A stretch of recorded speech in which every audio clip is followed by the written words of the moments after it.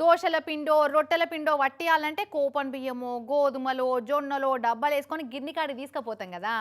మొన్న పండుగ ముంగట అప్పాలు సకినాలు మురుకులు చేసుకునేటందుకు మేము కూడా దండిగానే పిండి పట్టించినాం గిర్ని కాడ. వాయమ్మో, ఆ గిర్ని సల్లగుండా చిన్న గిరాకుందా. శాంతాడంత లైన్లు కట్టిర్రు డబ్బాలు పట్టుకొని. 3 కిలోల బియ్యం పట్టిద్దామని పోతే 3 గంటలు కూసబెట్టింది గిర్నామె. ఇక అందులో ఒక అర్ధగంట కరెంటు పోయి ఇంకింత టైం దండుగా. అసలు పిండి గిర్నీల కాడికి మనం పోయి కూర్చుంటు కాదు, మన ఇంటి ముంగటికే పిండి గిర్ని వస్తే బాగుండు గీ అన్నచ్చినట్టు.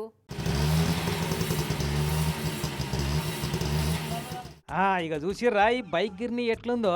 పిండి గిర్నీ ఎట్ యువర్ డోర్ స్టెప్ అన్నట్టు బండినే గిర్నీ లెక్క మార్చి ఇండ్ల ముంగట్నే పిండి పడుతుండు అన్న.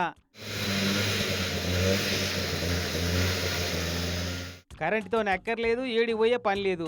గ్యాస్ స్టవ్ రిపేర్ చేసేటోళ్ళు, కూరగాయలు పండ్లు పచ్చాపలు అమ్మేటోళ్ళు ఇండ్ల ముంగటికి వచ్చినట్టు పిండి గిర్నీనే చక్కగా ఇంటి ముంగటికి పట్టుకొస్తుంది కొమురం భీం ఆసిఫాబాద్లో ఉండే సయ్యద్ మాజిద్ అలీ భాయ్. ఇక మరి కొన్ని ఊర్లలో గిర్నీలు ఉన్నాయి, గిర్నీలు ఉన్న కాడ కరెంటు చక్కగా ఉండదా.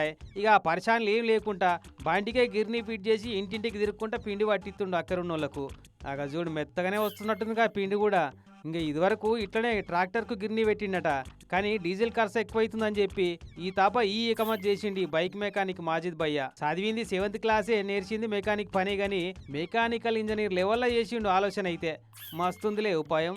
సర్కారోలిగిన సపోర్ట్ చేస్తే ఇసంటి బండ్లను ఇంకిన్ని తయారు చేసి అమ్ముతానంటుండట. ఉపాయం ఉన్నాడు ఉపాసం ఉండడానంటే గిసంటోళ్ళని చూసి అన్నట్టురు కదా.